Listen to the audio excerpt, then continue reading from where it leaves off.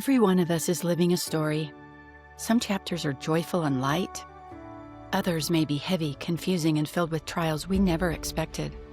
Life has a way of bringing experiences we didn't plan for. Sometimes through the choices of others, sometimes through circumstances beyond our control, and sometimes in ways that feel part of a divine design we doubt or don't yet understand. In those moments, the question that comes for us is, how do I do this? What do I do with all this pain?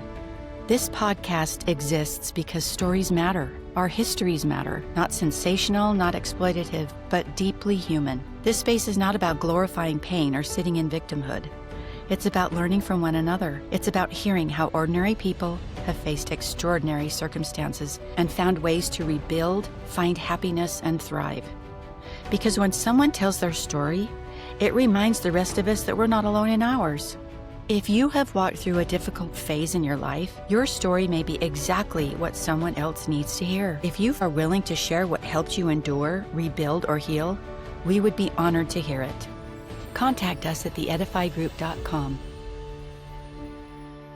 This is Hungry for Healing. Real people, real pain, real peace. I'm Becky Wengreen, a marriage and family therapist, sharing stories that nourish, edify, and heal, reminding us that even in heavy darkness, we can expect light to come. Hello and welcome to another episode of Hungry for Healing. I'm here with my friend and colleague, Cameron Armstrong, and he is a social worker.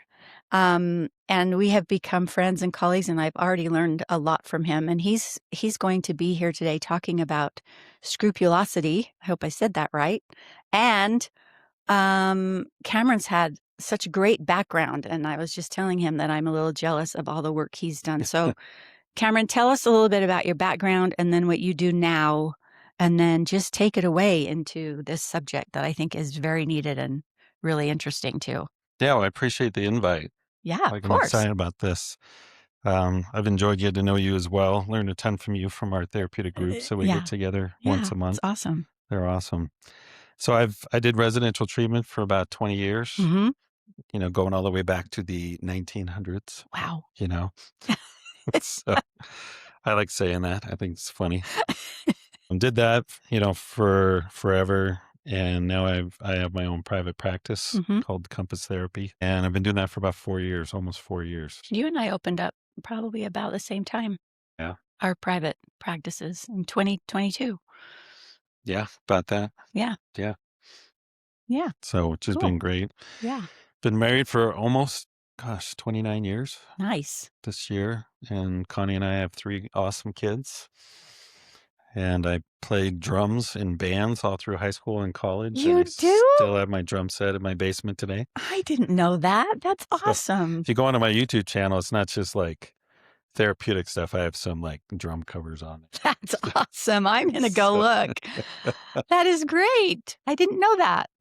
Yeah, I figured I need to actually record some of these things. So, so my kids can realize I used to be cool. Oh, Cam, I think you are cool no matter.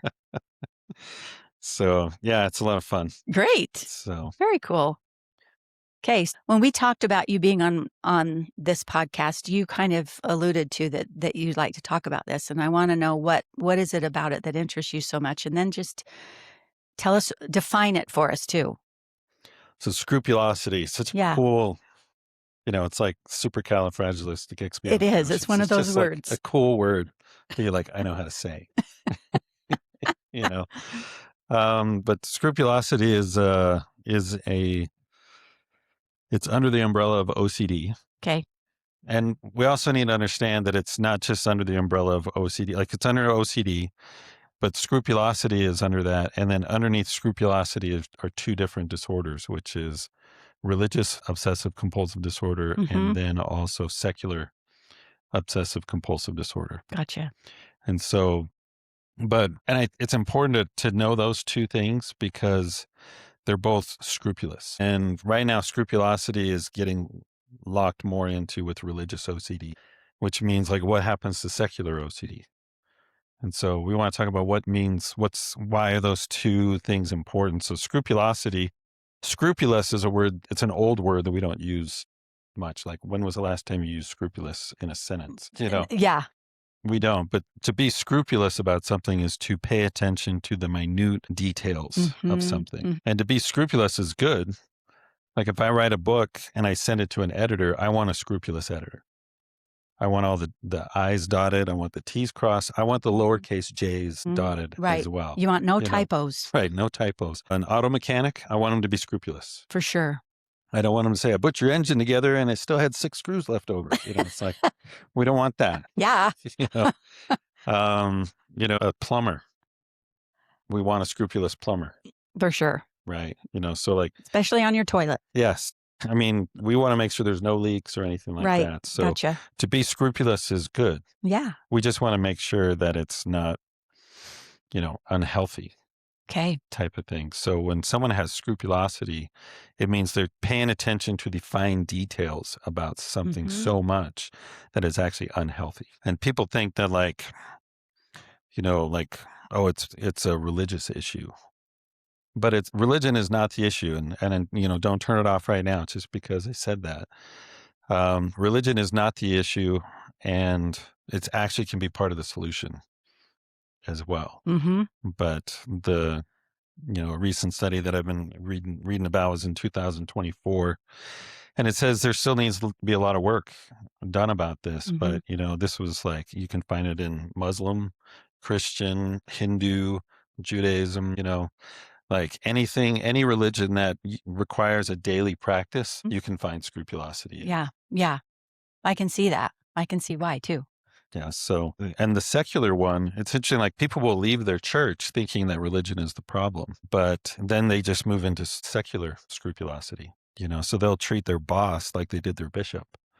They have to go to their boss to make sure that they did everything right. They have to make sure that did I fill that paperwork out correctly? What did I say to those customers? Did I say this or that or the other?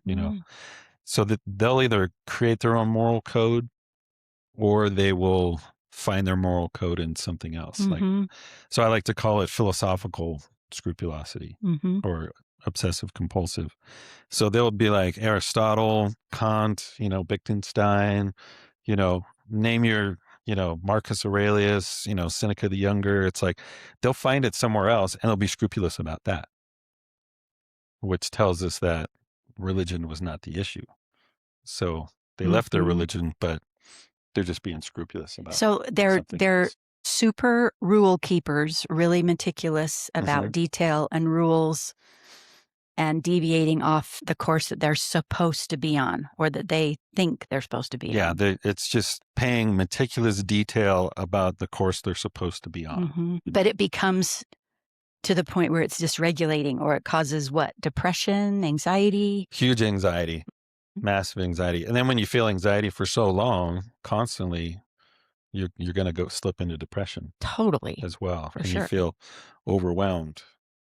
And hopeless. Yeah, you very much get into hopelessness, which is why they'll do huge shifts. Like, they'll leave their church because they're really just looking for freedom. Yeah, probably. Yeah.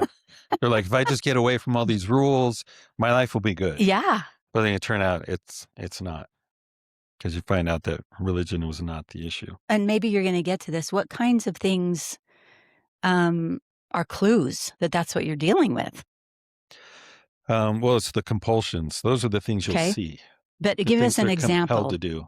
I was listening to the radio and a song came on, and it was about sex. There was sex in the song, and I'm not supposed to think about sex, but that song made me think about sex. And so now I need to pull over and I need to pray. So a Catholic will say I have to do 7 Hail Marys or something like that, Or they're like, I got to call my executive secretary and I got to meet with my bishop. Right away. Or something. Yeah. Or because I heard this word. I heard this word. This thing came into my head. I heard this song or something like that. And it's like, you can't listen to the radio without hearing a song about love or sex or something, So imagine getting bombarded. You can't listen to the radio anymore. You can't listen to the news. You can't listen. Yeah, you can't watch TV. That's right. I saw this TV show. Now I got to go talk to You can't even go to school and walk down the hall. Yeah. Someone will say something, or you you see a girl you have a crush on or something like that, and you all of a sudden have this thought, and you're like, I have to go take a shower. I have to go talk to my bishop. I have to go to mosque. I have to go read the Torah or something. So you'll see it in the compulsions that they have to do this. They have to do this. And so that's a thing that people can look for, where it's like, okay, I can understand that you might have to go see your bishop, but you saw him last week and you have to see him again. And now you're calling him on Tuesday nights, like it becomes excessive.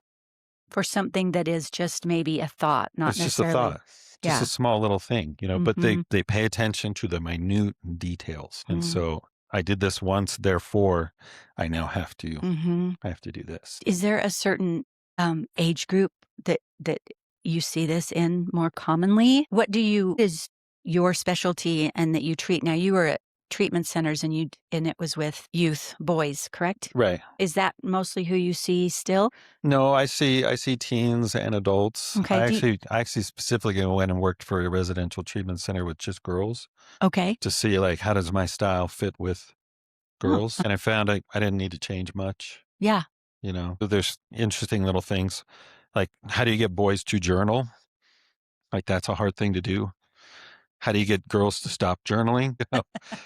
It's the thing you have to do there. Or let's journal correctly, because they'll just sit there and pour in all their negative things, which helps solidify it in their brain. It's like, let's get a different structure to your journaling, So there's just little changes you have to do with that. But you can see it in boys and girls. I mean, I worked with a lot of Jewish, worked with a lot of Catholic. I worked with some LDS in those, but in my private practice, a lot more LDS, being here in Utah. Yeah. But anyways, anytime the religion is a big part of their daily life, you can find scrupulosity. Got it. In there. Okay, so tell us what else do we need to know about this? So the thing is, people will kind of freak out a little bit, like, oh, scrupulosity. Like, we don't think of it as the same as OCD. If someone has a germ issue or something like that, or can't sit on lines or stand on lines or whatever, we're like, you're fine, you're good, type of thing. But with like scrupulosity, it's like we get really worried, because people will worry about like, because I mean, it's an eternal salvation thing, right? Like, I'm going to go to hell, because I listened to the song or whatever, I saw this movie, and so the anxiety gets very, very high, and then we've also heard people leave their religion because of it. So because it feels so restrictive, right? And so that gets everybody else's anxiety kind of up. And what I do is I go, look, this is under the obsessive compulsive disorder umbrella.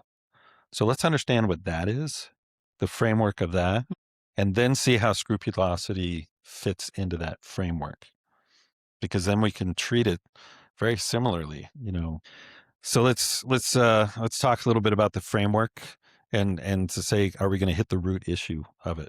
Because the compulsion is what you see, but it's not the root issue. So the story I like to tell is when my wife and I lived in Logan, Utah, we had these two great huge trees in their front yard, and they had tons of aphids in the top, and you couldn't park under a car underneath it, because the aphids would bite the leaves and the tree would produce sap, and it would just cover your car. It was horrible. So the solution that the guy gave us was these packets of powder, put these in a gallon of water, and then put it around the base of the tree. And I remember asking him, like, the aphids are in the top of the tree. Why are we putting it down here? And he's like, there's too many aphids. You can't target the aphids because there's too many of them. But this goes into the roots, and then the roots go up into the tree, and the aphids then bite the leaves, and it kills the aphids. Okay. He's like, so you get them at the source. You get them at the source, the root that they're ingesting to keep them alive. Right. So it's like you hit it at the root, it comes up and it gets rid of the aphids. Gotcha. And this was very early in my therapy days, and I was like, that is a great analogy. I love it. So we got to hit the root issue. If you hit the root issue, because there's too many aphids, right? Yeah. How many different ways can someone with scrupulosity try to get assurance? So many ways. They're countless. There's too many aphids. So if we hit the root, we'll heal the tree. And that's just what you do with Love it. any issue. You assess until you get the root. And so we have to be able to understand what is the root of OCD and what is the root of scrupulosity. And then we hit that. So I think of OCD. So if you picture so I'll write on the whiteboard, I'll put the O and I'll put the C and I'll put the D. And so what does the O stand for? Obsessive. Obsessive, right? Mm-hmm. And so give me an example of what does it mean to be obsessive about something? I can't stop thinking about it, have to do it over and over. I mean, Right. So can't stop thinking about it, right? Yeah, can't stop thinking about just it. Going. What does that produce in the person? Well, anxiety. Okay, good. So I believe that A for anxiety is missing because OCD, if you look in the DSM-5, where does OCD and other disorders land in that book? Right after anxiety disorders. So OCD is under the umbrella of anxiety disorders. And so if we take it for that root of the anxiety is the main thing that's causing the problem. Yeah. It's not the root though, but we have to understand that it's an anxiety issue. And so now that you feel this huge anxiety, what do you want to do with that anxiety? Well, you gotta act in some way on it Why? Why do you need to act in some way? because it makes you feel in control. Right. So you feel like you have compelled to do something. Yeah. So the anxiety is what makes us go into the compulsion. Right. So if you think of the O and then you draw an arrow to the A, right? Now we have an arrow going from the A to the C, but now we have an arrow going from the C back to the A. So here's the question. Does doing the compulsion relieve the anxiety? No. Does it? Well, it does for a minute. For a minute. That's important. But it's not long lasting. It's not long lasting. It will temporarily. Yeah, it's very temporary. But the thing is, that little bit of relief, that's enough. They'll take it. Yeah, you bet. We'll take any type of relief. We'll do the compulsion, even though we know it's going to be short term. Yeah. And so we have to understand that the O to the A to the C is really important to understand. Because what is the root of the issue? But where the arrow is going to the A from where? From the obsession. From the obsession. Yeah. So does the compulsion relieve the obsession? Not completely. No, because it only targets the A, Mm-hmm. right? So it targets the A, soothes it for a second, but the obsession's still going. Right. So I like to say, think of your body as a sink, and the obsessive thought is the tap. Okay. And so now the sink is filling up with anxiety. And so what do? We open the drain. The drain is the compulsion. But if we really are having a sink that's overflowing, what is the best thing to do? To turn off the water. Turn off the water, right? Turn off the tap. Yeah. But the drain doesn't turn off the tap. Right. Right. Right. But that's how OCD works. Is that we have this obsessive thoughts that keep coming in, and it fills us with anxiety. And so we're just like, so we open the drain, but that only drains so much.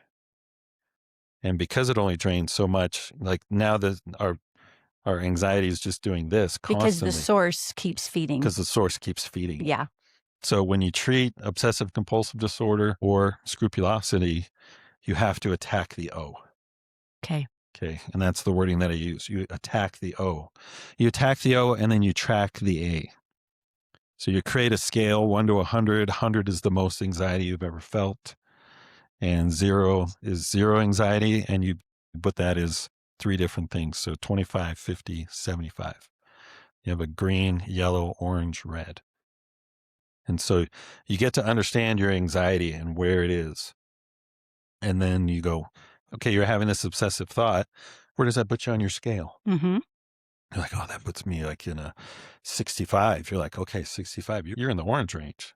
Mm-hmm. You're getting close because 75 is the orange. You're only 10 points off 75.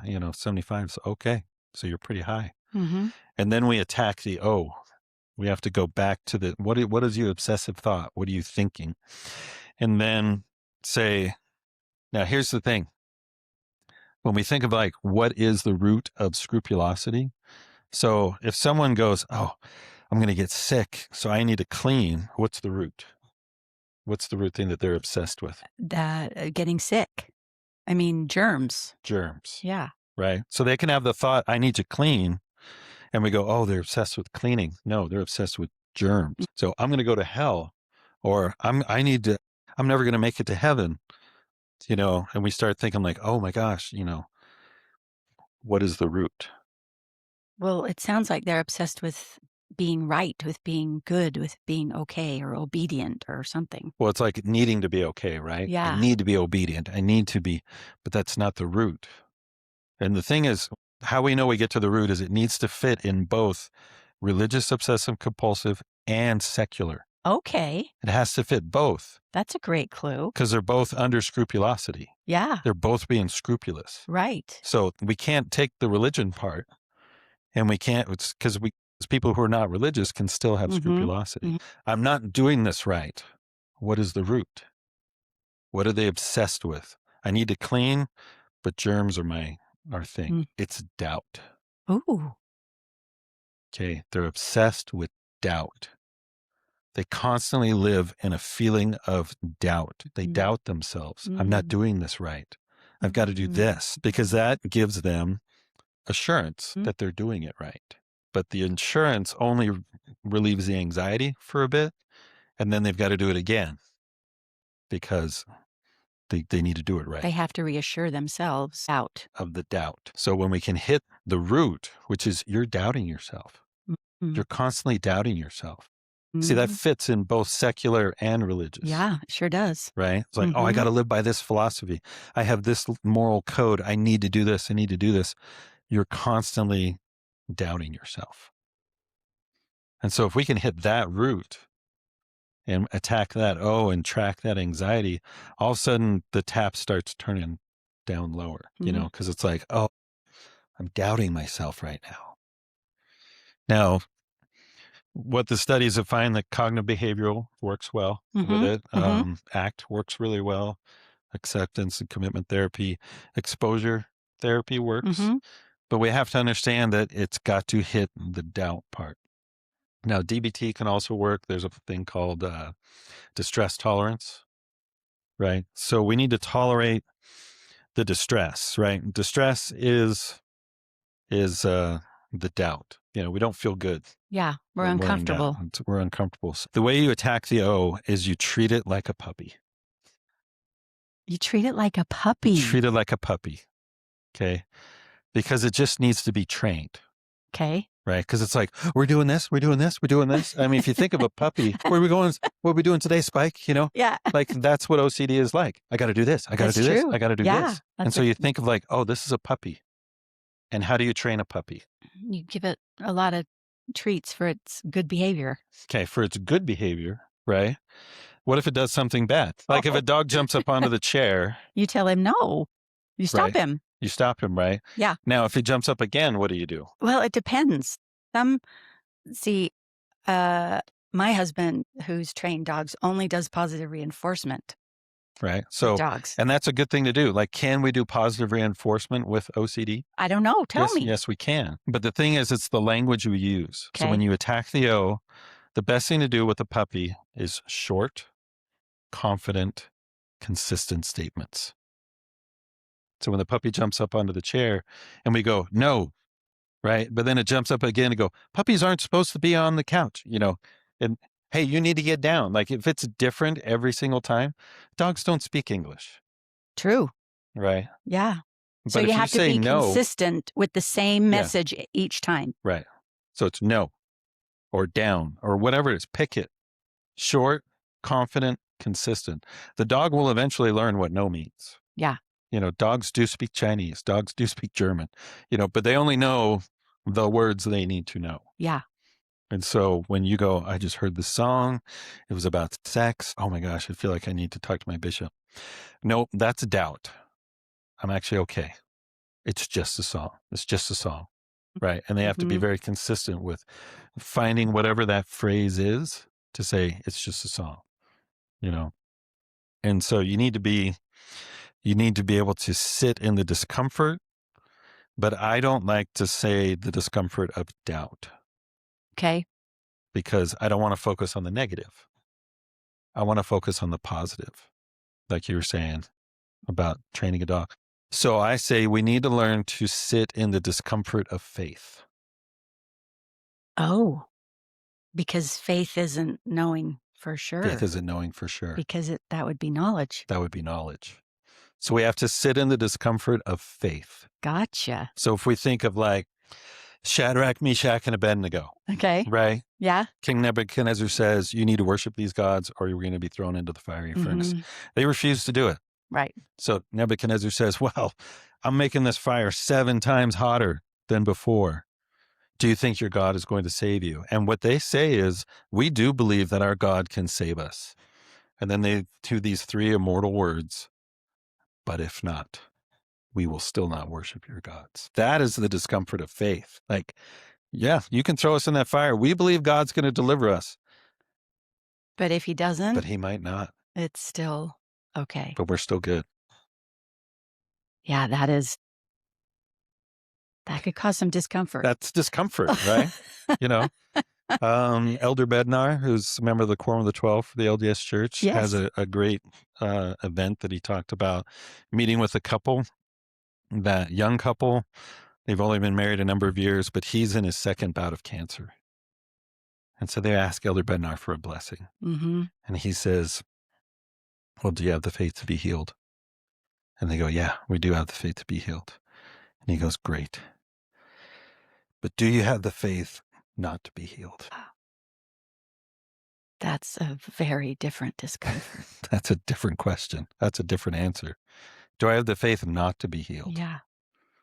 Like to say, even if not, but if not, I will still have the faith, to be able to go like, it's God's plan type of a thing. Yeah. And this is where religion actually can help, because there is a framework to help with doubt. We're told to doubt not, fear not, look unto him in every thought, type of thing. But I like to think about one of my favorite insights that I heard. It comes up pretty much every Easter, but I love it so much. I would love to say I came up with this insight. But you want to talk about the discomfort of faith. You think of the thief on the cross. Okay, so one of the guys on the cross, the other cross, he's also mocking Jesus. But the other guy turns to Jesus and says, remember me, Lord. And Jesus turns to him and says, today thou will be with me in paradise. So think of that. Don't forget that interaction. Okay, now we're going to fast forward. It's Judgment Day. A good Christian guy goes up, or a good Muslim or whatever, goes up to St. Peter's and go, hey, can I enter heaven? And Peter goes, what, why should you be admitted to heaven? Right? They're going to come up with a big list. I went to church. I said my prayers. I read my scriptures. I did all this. I did everything. I was a good Christian boy. I was a good boy. And St. Peter's going to go, that has nothing to do with getting into heaven. It's by grace we're saved. The works is to help you become godlike and to be able to have the image of God in you. But it doesn't get you into heaven. But that's what the work is. And that's what you teach someone with scrupulosity is your work needs to become more godlike, not to relieve anxiety. Because if you're only being spiritual or going to church to relieve anxiety, you're missing the whole point, right? So the thief on the cross now walks up to St. Peter and goes, I'd like to get into heaven. And St. Peter goes, well, why should you be admitted to heaven? Now, does he have anything that he can say? Does he have a list of good things that he's done? He might not. He has one thing, and one thing only. Because he's like, I got killed. I was a criminal, and I got executed by the law. He can turn over to Jesus and go, but he said I could come. Yeah. He told me that I could come. That's why I'm here. That's the discomfort of faith. How does that guy feel sitting there in front of Peter go, I got nothing. Well, I got one thing. Jesus said I could come. And that is the thing. And that is the only thing that gets you in. Yeah. Yeah. You know, that's it. I love it. And so being able to learn how to sit in the discomfort of faith that I don't know For sure. for sure. Will this song keep me out of heaven? I don't know. But I'm just going to say to myself, it's just a song. Yeah. And if I go and do something, I have to tell myself it's for me to become more Christ-like, more God-like. It's not to relieve my anxiety. So now anxiety is just going to be there. Mm-hmm. But anxiety, we change the name. Anxiety is just energy because it compels us, right? Yes. And so we turn to a Doc Brown, the prophet Doc Brown from Back to the Future, who says, if we could just harness this, channel it into the flux capacitor, it just might work, right? And so we're going to take this anxiety and go, where does it need to go?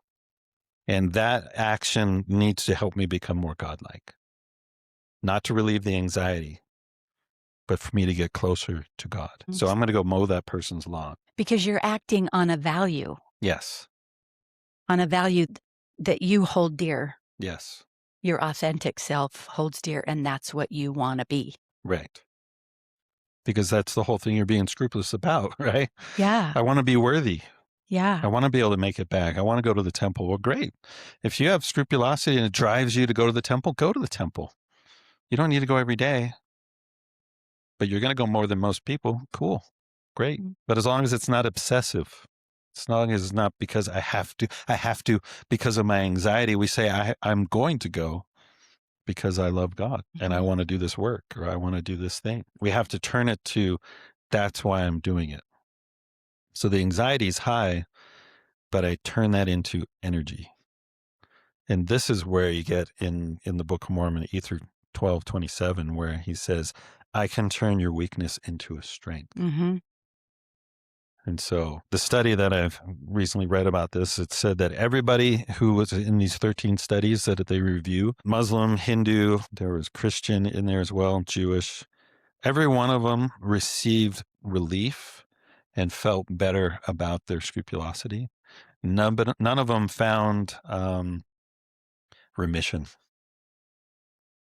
But we don't want remission because it keeps us good. What is the strength that scrupulosity has? I'm never going to cheat on my wife.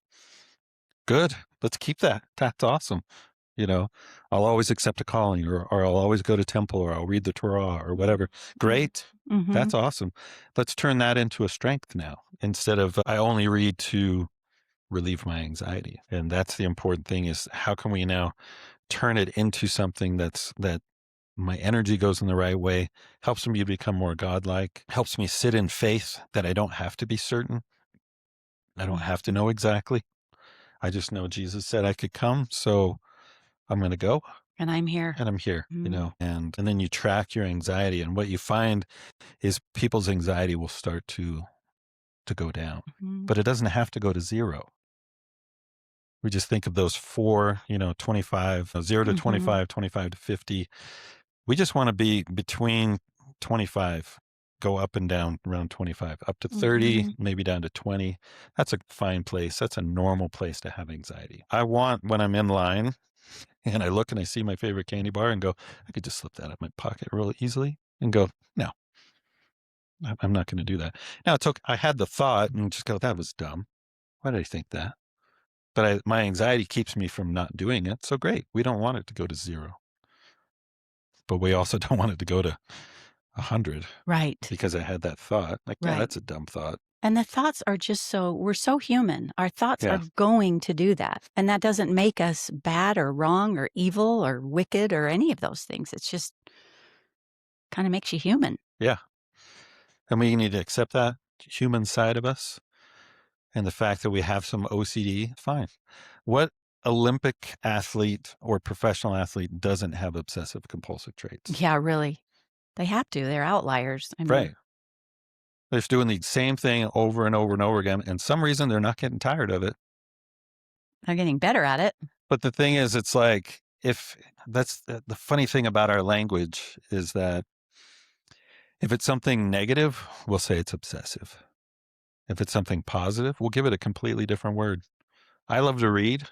I always have a book that I'm reading. People who know me well do not go, "You reading anything?" They just go, "What are you reading?" Because they know that I'm reading something. Mm. If I get into the last 100 pages of my book and I have not picked my next book, my anxiety starts going up. Now, I can list everything I do with reading and it fits all the criteria for OCD. But what do people say? You're an avid reader. Oh, he's an avid reader. He's passionate about reading, you know? Yeah. And I'm like, no, I'm obsessed with reading, but it fits, Michael Jordan, he's super competitive. No, he was obsessed. He's obsessed, right?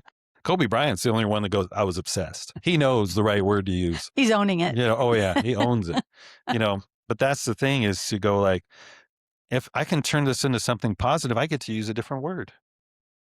It's no longer obsessive, because Yeah. it's positive. Mm-hmm. And so that's a powerful little nugget there. I love that. So yeah, if it's negative, we'll go, oh, he's obsessed with that. But if it's positive, we go like, wow, what a great hobby, Mm-hmm. It's Mm-hmm. like, no, it's like, I'm compelled to do this. Yeah. Like, I love it. Now, does my reading stop me from doing things with my family and things like that? Then it would be a problem, but I can control it. But yeah, I need another book. As soon as I'm done with this one, I need another one. I need it.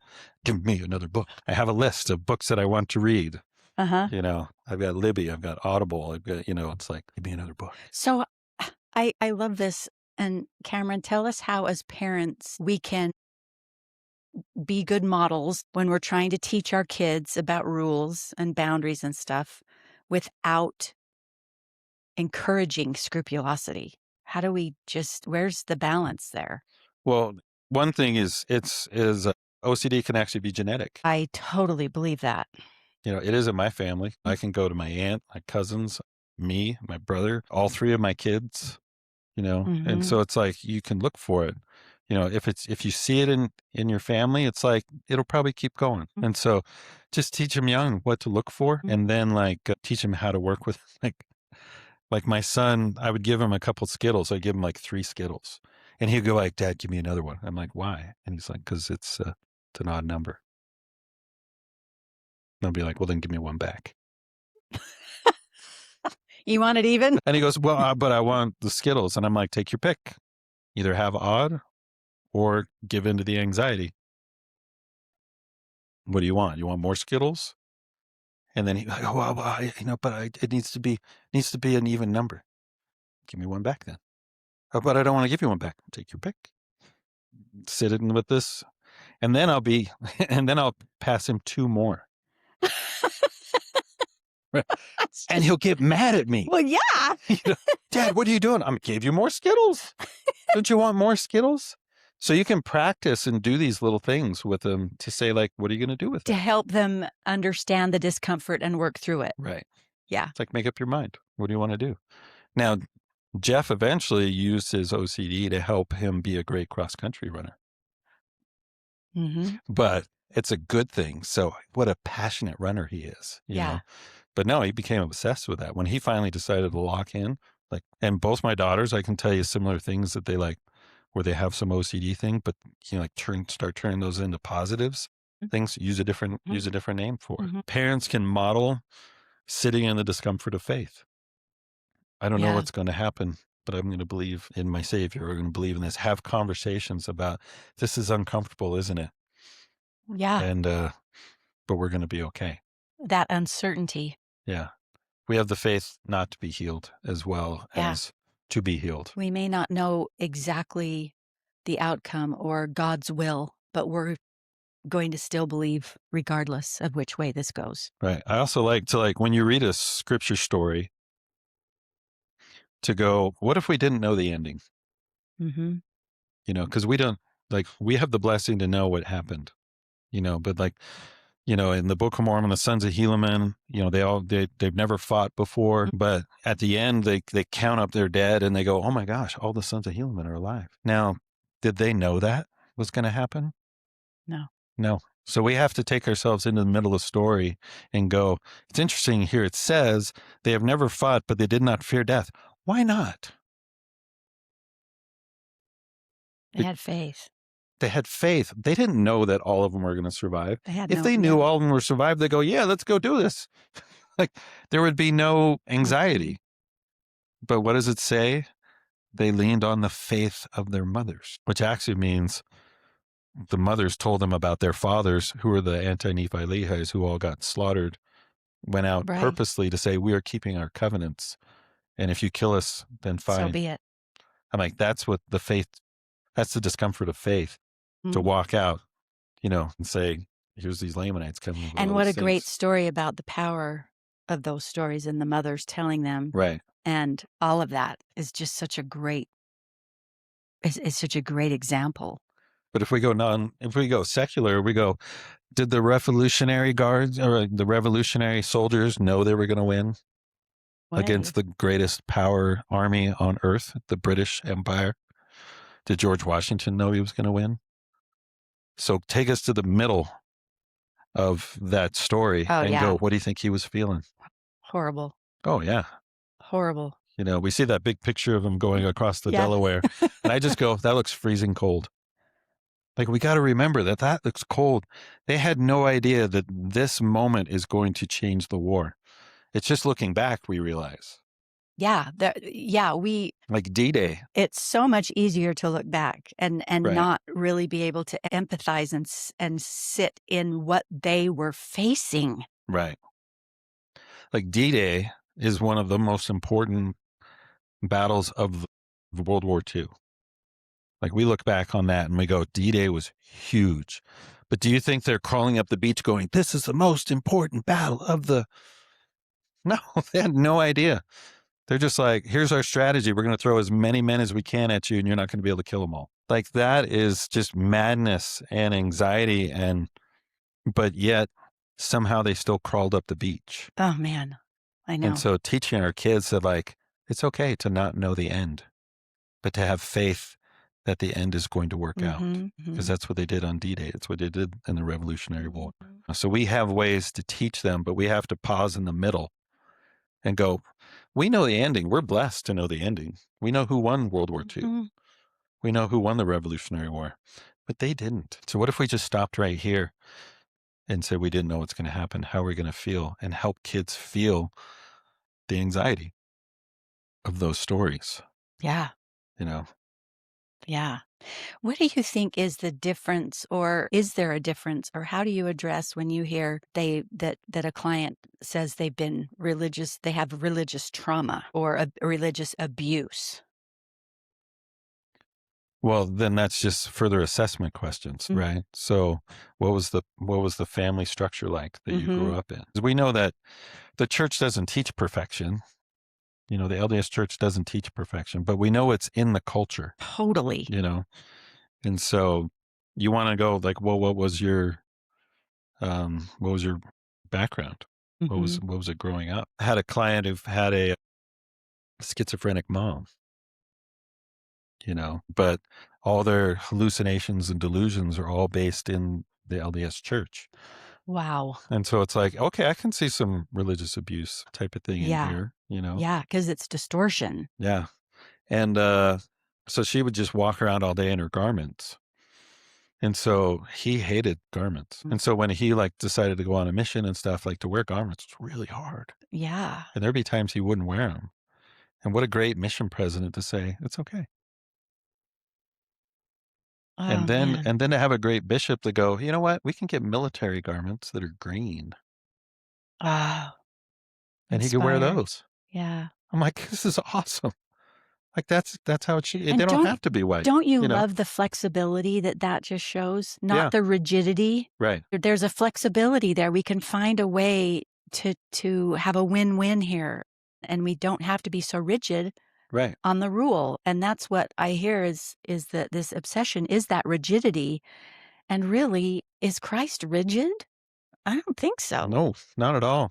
Because remember, if you go up to St. Peter and he goes, why should you go in? You can't say anything. And it wouldn't matter because you'll never get to where you don't need Christ. You'll never get to where you don't need him. But you have to say, I worked hard to become godlike. Yeah. And so the mission president, like, look, if it's struggle wearing your garments, and just wear regular underwear for a bit. Maybe just wear the bottoms here and there or something. Like, it's flexible. Just do the best you Do the can. best you can, because you just need to do it to become more godlike. That's it. Yeah. Now we also want to make sure that our standards don't go too low, but we also have to make sure they're not too high. And it's one of my favorite scriptures in the Book of Mormon and the Bible, where Christ says, anything, like talking about his gospel, anything more or less of this is evil. So there's a middle ground. Yeah. So we don't have to be so rigid, but we Mhm. also need to make sure that we're not too loose. Yes. But there's a flexibility in that In middle there. ground. Mm-hmm. So for a bishop to go, hey, what if we give you military garments that are green? I love it. He's not in the military, but what a great No, but intervention. it's an option. It's an option, Absolutely. and he's like, oh, I can wear these because my mom didn't wear green, Yeah. and so he can wear them. I'm like, that's exactly Yeah. how it should be. There are a lot of experiences that can be from something like that have that thread of religion that can be real triggers. Yeah. Real triggers. For my clients, and it sounds like your clients too. They break my heart in a way because of the because of the damage they do, and it is kind of a perspective issue or a conditioning issue, Mm-hmm. like this story that you're telling about, Right. that that that it's laced with religious things, and so it's almost intolerable to think of doing certain things because of what it did to them on a certain level. That's what I'm like, then you need to, like, I've had some people like, well, the church this and the church that. And it's like, the church is just the church. Like, there's a part in the Book of Mormon, if they're Nephi, where the church breaks up. It's not even a church, an organization anymore. Yet the Lamanites were still able to be righteous, Hmm. you know? Yeah. So it's really about, like, really bring it into a personal, it's just a relationship between you and God. Yeah, and those You know? values again. Yeah. I mean, what makes Yeah. you But you feel still like want a a good person? framework, right? You Yeah. still want a framework because you don't want to go Yes. too much or too less. But if it's like, this is the way that it's to be, Yeah. then let's do it. But there's flexibility and there's discomfort, Mm-hmm. but we want to have discomfort in faith, Mm-hmm. not in doubt, Mm-hmm. because we're going to focus on the positive. Mm-hmm. We're going to have faith to not be healed, Mm-hmm. and realize that at the end of the day, we just have to turn and go, well, he said I could come, Mm-hmm. so, I love that so so, much. so that means I can get in, right? Well, yeah, And it's like, yeah, yeah. What is there a difference between doubt and shame? And if there is, what yes. is it? I like to say for between guilt and shame, Well, between doubt and and even shame, doubt. even Yeah. when you're telling yourself those messages, oh, I just had this thought, Hmm. and I'm not supposed to, have these thoughts. Right. So either the doubt. So I go with the two T's. Okay. It's like, so what are they targeting? So each of them have a target and they have a tone. So doubt targets the behavior. Okay. Shame targets your character. Gotcha. The personal, it's Yeah. very personal. It's like, oh, you listen to this song. Guess what's going to happen to you? Guess what kind of person you are? That's shame. Now you notice the tone that I'm using as well. Yeah. Like, Yeah. it's degrading. Yeah, it's very demeaning. It's demeaning Mhm. type of thing. But if it's doubt, it's like a good friend Yeah. that goes, yeah, it's probably not the best song to listen to. Yeah. Go ahead and turn it off. Yeah. You sure you want to do that? You're Kind okay. of thing. You'll But be all it's right. fine. Like, hey, we got something to work on. But can we just work on this? Gotcha. Like that tone Mm-hmm. is what you're looking for. So when you hear these thoughts in your head, you have to go, what is it targeting and what is the tone? I love it. Yeah. And so if you go, oh, that's targeting who I am. Okay, I can't listen to that. Now, why do we have a hard time distinguishing them? Because they both suck. They're both just Yeah. uncomfortable. Yeah. If your friend comes to you and goes, Becky, we need to talk. Like, that's an uncomfortable, Like, but we still feel empowered that we can do something and someone's going to help us. But if someone goes, dude, what is wrong with you? Then you're like, now we're inspired to run away. yeah. Now that's we just shame. want to bury it. Yeah, There's that's shame, shame. for sure. So I like to do front door, back door. Okay. So whatever thought comes in, it comes in.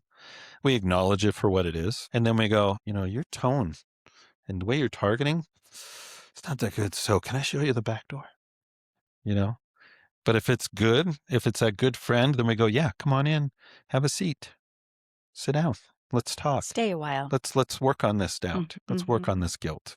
But if it's that annoying aunt or whatever, that crazy uncle, what's wrong with you, man? And you're like, you know what? You acknowledge it because you can't bury it. You can't just go, I'm going to ignore them. You just go, hey, thanks for coming. But can I show you the back door? And so you acknowledge it. And then you can escort it out. And you escort it out. Love it. And as you get good at that, you practice that, then you get a lot more thoughts that stay, that are the right ones, and you're able to let the other ones go. Yeah. And do you find that you really have to help your clients be very deliberate about this? Do you ever have clients that look at you like, that's not going to work? Yes. But I love it when my clients go, okay, yeah, I got to be intentional. Like intentional is the word that I use all the time.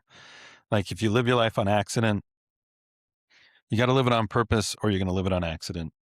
And we know what accidents look like, so we got to be intentional. So I just say, look, I'm going to get in your head and then eventually my voice is going to turn into your voice. But it's like, you've got to be intentional. It's like saying, what's your morning routine? And they go, I don't have one. I'm like, yes, you do. And they're like, no, I really don't have one. No, you pretty much do. No, you have one. You just don't like it. It's not a healthy one. So don't say you don't have one. But you have to acknowledge what you don't want and then be intentional to get what you want. Yeah. And so if a person goes, you know what, I'm filled with doubt. So what do I want? I want some faith. I want assurance, but you're not going to get assurance. So you need to be able to understand how faith works and to sit in the discomfort of faith and say, okay, but if not, and say, I just listened to that song. I'm not going to call my bishop. I really feel like I've done something wrong, but I'm okay. We'll find out, God's either going to kick me out or he's going to accept me in, but I have faith that he'll take me. Yeah. It's just a song, but we get specific, we get confident, we get direct, we train the puppy, and then you let the puppy out at the right time. Every general conference, every 6 months on the Saturday session, I clean the garage. And I turn to my OCD and I go, come over here. And for like 6 hours straight, I need you. 6 hours straight, I will work on that garage because it's energy. That anxiety is energy. Absolutely. And so you can eat off my garage floor right now if you'd like, because it is clean. Because conference just came and went. So I'm like, it looks good. Take everything into the driveway and organize it there. And then I clean off all the shelves and get all the spiders' eggs and stuff gone, Yeah. Clean that out and then bring it all back in. Isn't that a great feeling? Oh, man. But I'm like, into a clean garage. OCD is like my friend. Tormented me for all these years, but now it's like, it's the reason I'm successful. It uses you've used it as a superpower. So I love the end of, what is it? Inside Out. Yeah. Inside Out 2 with anxiety, right? Yes. What happens? I can't remember that one as well. Because anxiety eventually takes over everything, right? And then there's like this big tornado going around the emotions thing, and they're just sitting there like this. And Joy's able to walk in there and go, you need to let go. And finally, anxiety's able to let go. But the end of that movie, I'm like, that's exactly what it's like in my head. Because I always tell everybody, my OCD sits in a corner and makes suggestions. That's what it does. That's what I've trained it to do. And I love in the end of the movie where like anxiety pulls up and goes, this might happen. And Joy goes, oh, you're right. That might happen. You know what? We're going to think about that. And while we're thinking about it, why don't you sit over here? And they put her in a lazy boy and it's sitting there vibrating, and they're like, yeah, and they're like, here, have your drink and here's your snack. And we're going to think about that. And anxiety's like, I'm helping, but it knows its place. It's got a nice little lazy boy in the side because it's soothing itself. Yeah. You've got to be able to soothe yourself in your head. And so my anxiety just sits. But it's not running the show. It doesn't run the show. Right. But it has its place. I need to worry about things. Sure. Yeah, we do. But it's It just makes suggestions. But I'll be like, the funny thing about OCD as well, you have to learn to laugh at it because it's so creative and it's so stupid, because I'll be walking down the street and it'll go, don't step on the crack. And I'll just be like, what? I'll be like, all right, well, I'll give you 3, right? So I'll step over 3 and I go, but 4, I'm stepping on that crack. And it goes, oh, and I can feel the anxiety. And I step on the crack and then I step on another. And you know what it does every single time? It goes, no, step on that crack. I'm like, what are you talking about? Like, that's so dumb. In the middle of the night, you get like, oh my gosh, you're going to get cancer one day. I'm like, really? We're talking about cancer now? Like, where is this coming from? Like, you have to laugh at it. Yeah. Because as we say, it's the stupid part of the brain. Yeah. I heard this comedian talking about the stupid part of the brain. And he's like, when I get a negative thought, my therapist said to do this. And so later on, I got this negative thoughts and I did it and it helped. And I'm like, you were at the meeting. You were there. How is this working? Like, it's like halftime and you were in our halftime. And then we went out on the field and you're like, oh, wow. It's like you were there. Like, OCD is just the stupid part of our brain. Yeah. And it has its purpose, but just acknowledge what the purpose is. Yeah. And then go, if you're not helping with that purpose, then please sit in your chair in the corner. But you got to identify that it is the stupid part of the brain. Right. And so you don't give it a lot of credibility. And that takes some practice. And that's training the puppy. Yeah. Because it's just a puppy. What are we doing today, Spike? And you're just like, have a seat. Okay. Yeah. Sit. Yeah. That's fun. And so OCD, scrupulosity, whatever, like, it's OCD, it's anxiety. So teach them how to talk back to themselves, teach them how to deal with the anxiety, and say some anxiety is actually good in our life. We have to have some. We have to have some. We wouldn't be driven to do anything. Right. Without it. Exactly. Okay. Awesome. How fun was this, Cameron? Thank you so much. This was so much fun. Thanks for the invite. Loved it. Thank you so much for coming. Yeah, anytime. Any other topic or whatever would be fun. Therapy should be fun.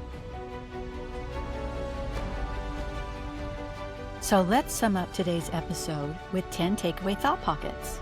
Number 1, scrupulosity isn't about religion. Scrupulosity is not about religion. It's about doubt. One of the most important insights from the conversation with Cameron is that scrupulosity is not actually caused by religion itself. Cameron explains that people who leave religion because of scrupulosity often continue the same obsessive patterns in other areas of life, like work, philosophy, morality, relationships, or achievement. This reveals that the true root issue is not faith, but chronic self-doubt and the need for reassurance. The compulsive behaviors temporarily soothe anxiety, but they never resolve the underlying uncertainty.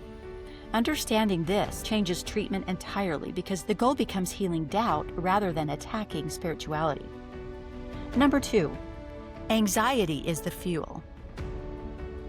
Cameron describes OCD as more than just obsessive thoughts and compulsive behaviors. Anxiety is the missing middle piece. Anxiety is the fuel. Obsessions create anxiety, and compulsions are attempts to relieve that anxiety.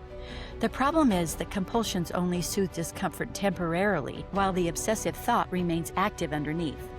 This creates a loop where the person keeps repeating behaviors to feel safe again.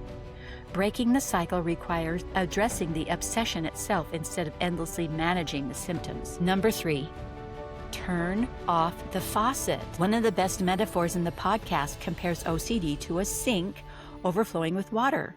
The obsessive thoughts are the faucet constantly pouring in anxiety, while compulsions are the drain temporarily releasing pressure. Most people spend all of their energy opening and closing the drain instead of turning off the source. Cameron emphasized that lasting healing happens when you identify and address the root obsession driving the anxiety. This perspective helps people stop chasing endless reassurance and start understanding the real emotional mechanism underneath their behavior. Number 4, faith requires tolerating uncertainty. A deeply meaningful takeaway is the idea that faith and uncertainty are not the same thing.